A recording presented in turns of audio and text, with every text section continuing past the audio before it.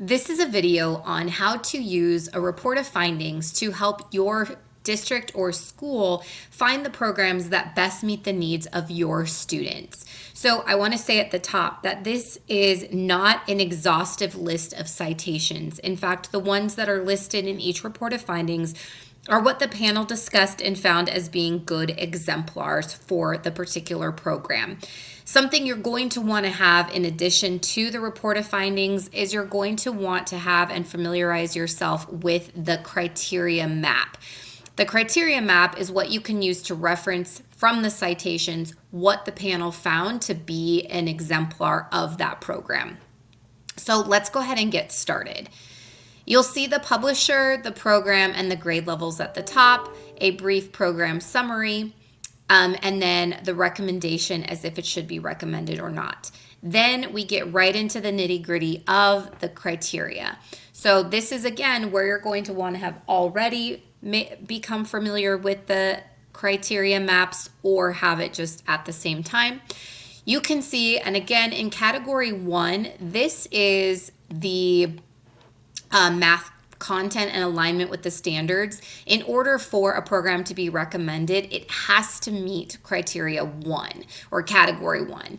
That means that it has to be aligned with the standards and with the framework. You can go through here and see all of the different aspects of criteria 1 and then reference it with some exemplars. So you might say, oh, okay, this panel decided that in grade 4, in the student edition on page 139, that this was an exemplar of criteria 1.1. And you can go back to the criteria map and see that 1.1 defines that as alignment with the standards and the framework as well as the mathematical practices. So let's say your district is looking at the program organization. So you can see these again are exemplars listed. So I'm going to take a look at, let's say I'm a district and I think that one of the things that is most important to my district is intervention components. So I am really looking for a program that has an exemplar in criterion 2.4. So I go over to this particular program, I see, oh, hey, they do have an exemplar listed from this panel in 2.4. That seems like it could be good news for my school and my students. So I'm going to go ahead and go to the teacher's edition on these pages in grade 3 and see if what the panel has chosen as an exemplar is something I do believe would be a benefit for the students that I serve. Now let's say in category 3, assessment.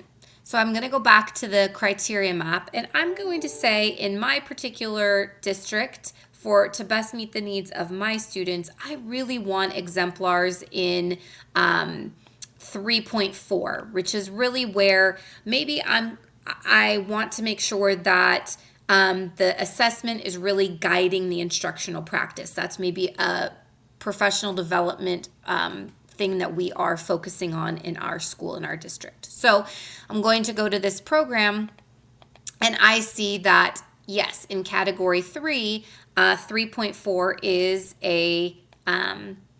there is an exemplar listed in that for grade 6 in the appendix. And maybe that's really great for my school because this is the last year that my students are in elementary school and they're going to be going to junior high or middle school, and I want to make sure there's alignment there. This would be an area where I would look and say, okay, maybe this is a program worth looking more into. Let's say the students you serve are you have a high population of English language learners or special ed students. You're going to really want to be focusing in category 4, access and equity. And maybe even more specifically, you want to be looking, let's say, in 4.4 because your district focus is maybe integrating the English language development standards. So that is in 4.4. So you can look at this report of findings and see that there is an exemplar for 4.4, go to that grade level, the examples of the exemplar, and see, does this actually fit the needs of your students? This is all to help you decide if you want to move forward looking into this program, right? This is just a way to help navigate all of the choices. And let's say you're a district that has a lot of new teachers and you want to make sure that they are really supported as they enter the classroom.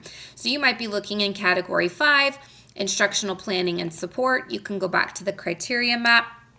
One of the pieces in category 5 is 5.3, units on lesson planning, suggestions, scope and sequence. That might really be beneficial to your new teachers to help serve those students better. And then you can see, there is an exemplar here for 5.3.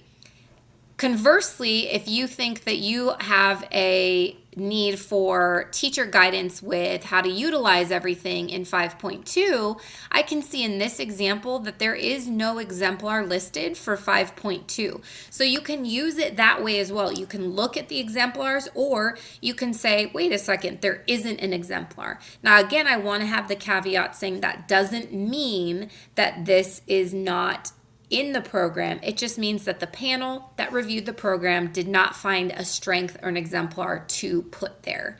So again, this is not an exhaustive list of citations. It's just what panels found, but looking at it in tandem with the criteria map could help you decide which programs you would like to pursue for your district and ultimately to serve your students best.